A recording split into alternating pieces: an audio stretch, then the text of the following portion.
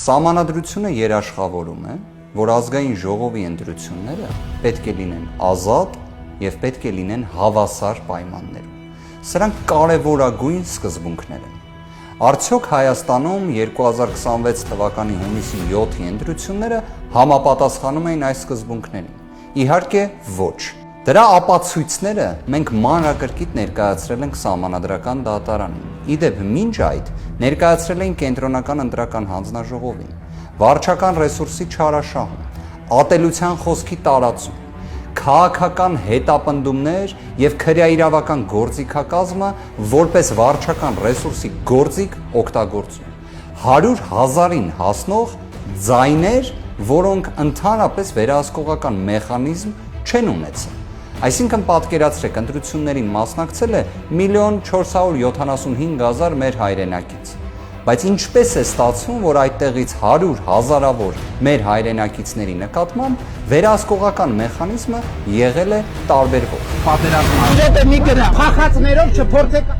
Պատկերացրեք, ընդհանրապես ընտրությունների հավասարությունը և ազատությունը գնահատելու համար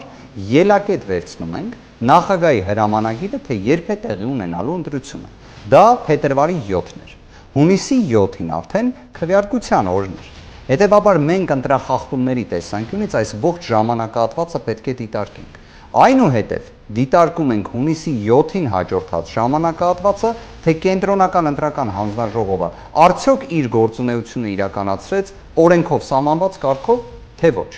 Այս ընտրությունները նրանով են հետաքրքիր, ճակերտներում, որ փետրվարի 7-ից մինչև հունիսի 7-ը, այնուհետև հունիսի 7-ից մինչև հունիսի 14-ը մենք ունեցել ենք զանգվածային կազմակերպված բնույթի ընտրախախտումներ։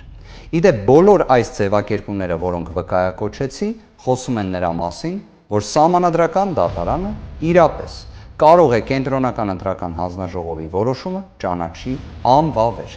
Սահմանադրական դատարանը միակ մարմինն է, որ իսկապես բացառիկ լիազորությամբ է օժտված ընտրական վեճերով։ Սահմանադրական դատարանը թե վարչական դատարանից, թե Կենտրոնական ընտրական հանձնաժողովից, թե ընդհանրապես այլ պետական մարմիններից, պետական իշխանության մարմիններից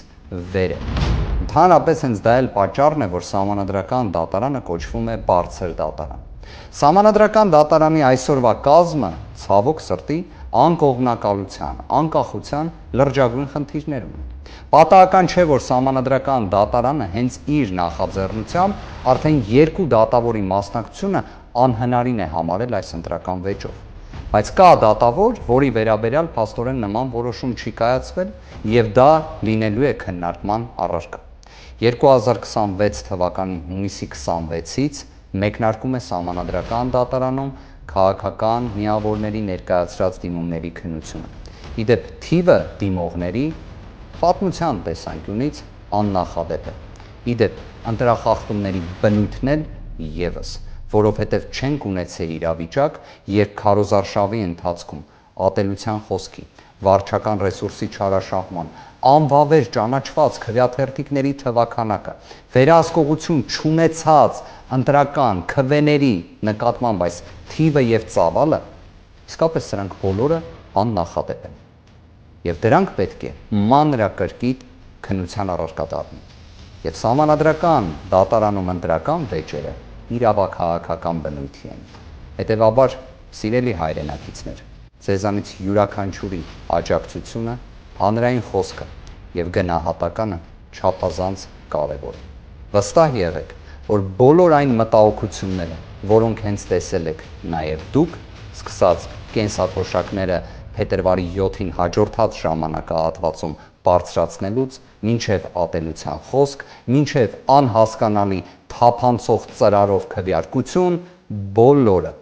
այդ թվում նաև Կենտրոնական ընտրական հանձնաժողովի ընտրական տեղամասերի արդյունքները անվավեր ճանաչելը սեփական նախաձեռնությամբ, վարչական դատարանի վճռի անտեսմամբ,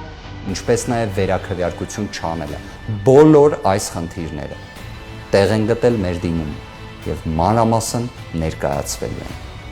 Շնորհակալ եմ ձեր ուշադրության համար, Աստված բոլորին պահապան և իհարկե